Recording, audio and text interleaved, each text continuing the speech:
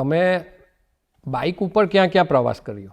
હા, એ સરસ છે, કારણ કે હું બાઇક રાઇડ્સ કરું મને ગમે છે. મારી પાસે રોયલ એનફિલ્ડ છે.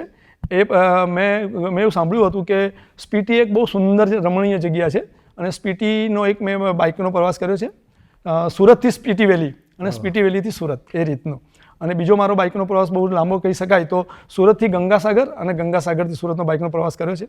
તદુપરાંત ચોમાસા પછી જે ઋતુ આવે છે એમાં હું લોનાવાલા, ખંડાલા, માલસેજ ઘાટનો પ્રવાસ કર્યો છે. અને ગુજરાતમાં તો અમે લગભગ દર વર્ષે મોટરસાઇકલ ઉપર ચોમાસું પૂરું થયા પછી ડાંગની આખી સર્કિટ અમે મોટરસાઇકલ પર જ કરીએ છીએ અને ખૂબ મજા કરીએ છીએ. એ પણ તમે સોલો કર્યું છે? જી બિલકુલ, એ પણ હું સોલો જ કરીએ છીએ. એ બુલેટ પર જ અમે બધો સામાન લઈ, હું ને મારી પત્ની અમે એ રીતે સોલો ડ્રાઈવ કરીએ છીએ. લગભગ 15 દિવસ 20 દિવસનો આ પ્રવાસ હોય છે, અને જે હું સોલો ડ્રાઈવ કરું છું.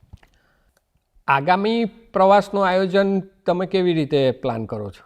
હા, હવે આપણે કોઈ પ્લાન અમે નક્કી કરીએ છીએ કે ક્યાં જવું, કઈ સિઝનમાં જવું, ક્યાંથી તમને સારું જોવા મળશે, તો એ પ્રમાણે હું આયોજન કરું કે હવે આપણે નેક્સ્ટ 2 મહિના 3 મહિનામાં પ્રવાસ કરવો છે, તો એ સિઝન અમે નક્કી કરીએ છીએ. પછી સોશિયલ મીડિયા છે, નકશાઓ છે, પુસ્તકો છે, કોઈ એ જગ્યાના પ્રવાસ કરીને આવી ગયા હોય તો એવા લોકોનો હું સંપર્ક કરું છું, એમની પાસેથી માહિતી મેળવું છું, અને એ માહિતી મેળવીને આગળનો પ્રવાસ નક્કી કરીએ છીએ. એક ઉદાહરણ તરીકે હું આપું કે મારા એક મિત્ર હમણાં જમ્મુ અને કાશ્મીર ફરવા જતા હતા, અને એમણે આયોજન કર્યું, એમણે બુકિંગ પણ કર્યું. પછી એમણે મને પૂછ્યું કે અમે જમ્મુ કાશ્મીર ફરવા જઈએ છીએ, તો એમણે કીધું કે જમ્મુ કાશ્મીરમાં તમે પ્રવાસ કરો એ પહેલાં ગુલમર્ગમાં તમારે ગંડોલા રાઇડનું બુકિંગ કરવું જરૂરી છે. અચ્છા. કારણ કે ઓનલાઈન બુકિંગ થતું હોય છે.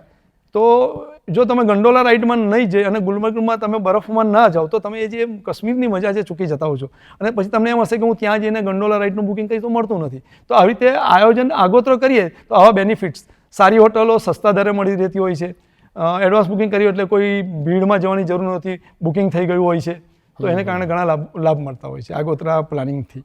બરાબર.